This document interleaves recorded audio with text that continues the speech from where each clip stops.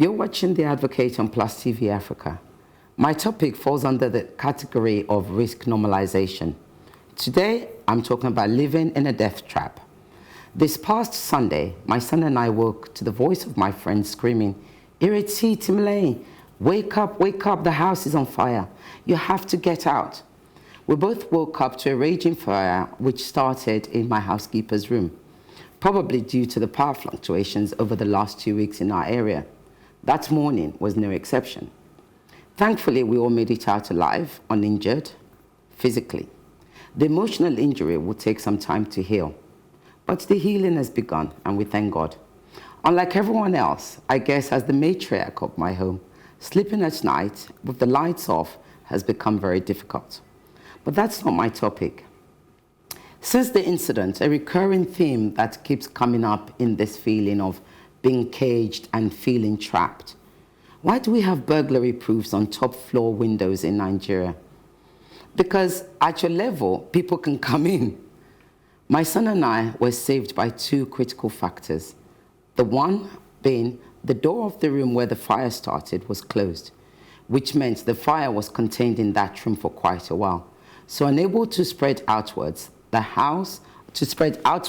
the house, and instead went via the roof and spread that way. So, number two, we didn't need to escape through the windows. Had the door to the housekeeper's room not been shut, my son and I would have been trapped in our rooms with no access to escape, because the burglary rules, which were meant to keep intruders out, also became a death trap for those within.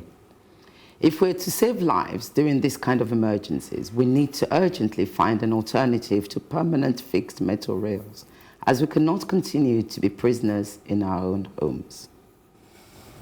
Yeah, no, totally agree with you. But what are the options we have? It's either to improve, the security situation in the country, or maybe we'll come up with like laser burglary. I don't know. Yeah, so it's, you just put it on like you see in the Pink Panther and what have you. Because honestly, it's crazy. I know what you're saying, but it's almost like which one comes first? Yeah, which one? How do you? I'll tell you what it is. I've asked everybody, and they say some things you don't think about till you go through it yourself. Since when has burglary proof ever prevented any armed robbery? I don't know.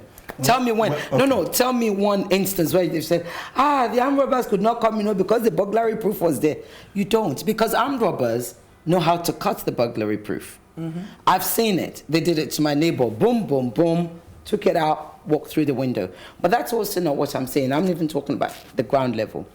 The minute somebody makes it to that close to be able to come up, forget it. They're already in your house. They're not the ones you're keeping out anymore. You're now keeping yourself trapped.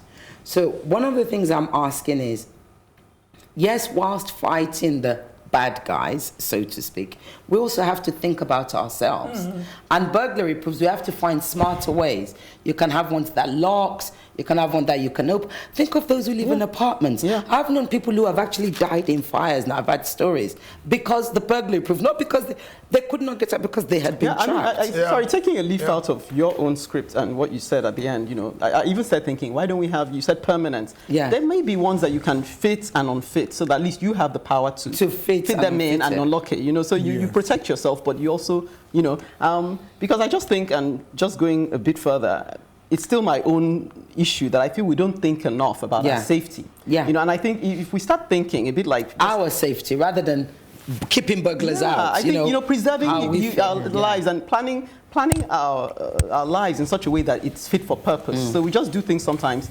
We just do things, I don't know, we haven't processed it and we haven't planned and said, what are the consequences, what are the fallouts? Sometimes I worry about all these high-rise buildings with lifts, knowing that our power situation is so volatile. Imagine getting trapped and then no power to come down because maybe there was a fire. That happened to me in Nigeria. And what happened? Thank God I don't have what you call the claustrophobia, No, you don't Oh, yeah. Oh, well, you can forget it. That would have been you were trapped in the lift. Yeah, because there was a power outage and they couldn't get it up, and the UPS, most lifts have UPS, and the UPS failed and everything. Well. Yeah. But Papi, you're an architect. Yes. What are you guys doing? I've had this conversation with you. Yes. I was just waiting to hear what the average man has to say. Okay, I have one other average thing to throw in. Because I kind of think that apart from the burglary proof and the windows and all of that, I also think that we need to consider making other exits. Yes, fire exits. I feel like many of us only have maybe one way in, one way out. Yes. And they're all downstairs. Yes. Yeah, no external. And they're all downstairs. Like we had a fire, but I was telling, Ireti, we had it about 5 years ago, and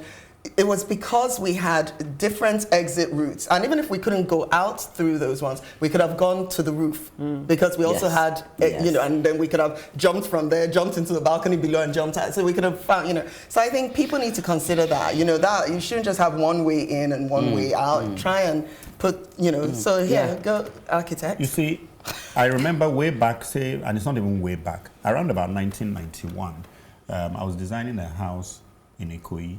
And then there were, escape stairs and all that. We're very serious about it. And I put all the escape stairs in the building and everything. And then I suddenly started to notice that the planning officers were no longer looking for escape stairs. And I wondered why. And nobody was doing it. And I found out that it was basically for security reasons, this armed robbery. Armed robbery comes before fire. Yeah. For some reason. Yeah, because maybe the likelihood of an armed robbery is higher than the fire. Yeah. So now they will pass. That's why, to be precise, Ireti's house was such that 2 bedrooms on opposite sides and the staircase in the middle meant that if you shut the doors of those rooms and open the door where the fire was, the fire would have taken over the corridor and blocked off the staircase. Exit points. Then you'd have needed to open. We would have been trapped. Yeah, you'd have been trapped. And then if you had burglary proof. If that door had not been shut, I think it would be a completely different story today. You might either have to have run through the fire and somehow made it. Which I did once. Which I Which did I did once. It's not because as you were relaying your story, I just recalled what happened to me. I went to the window, burglary proof. There was a lock. In my house, there was a lock. Once with the lock. You spoke about temporary thing. There was a lock. Great. We hadn't even tried or tested for many years. Oh, so we didn't even know where the lock was anymore. Wow. So if I knew where the key was, if I knew, we could have done that and escaped. So how did you I had to run through the fire. Through the fire. Yeah. Because that was the only exit out of the bedroom. You and some other people, obviously. Just myself. Okay. Wow. Fortunately, I was alone in the house. Yeah. Wow. Yeah. I had to run through. Literally have to take that chance. Yes. So just thinking of what you said, it's a choice between the devil and the deep blue sea. You keep out the thieves, but you see, you run the risk of something like the fire. I would rather not have what's it called? Burglary proof on the top floor. On the first floor. Once you go above the ground floor, I do think it's a death trap. Yeah.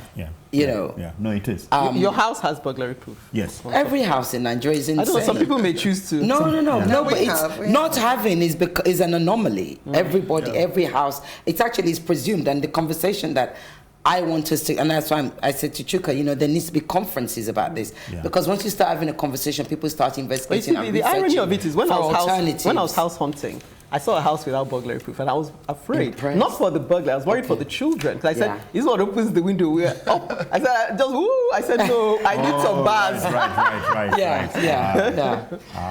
Well, yes, some experience serve as eye-openers. That certainly was one for me. Here's hoping we can learn from our experience, as I've learned from mine. After the break, which sounds an alarm of her own. Stay tuned.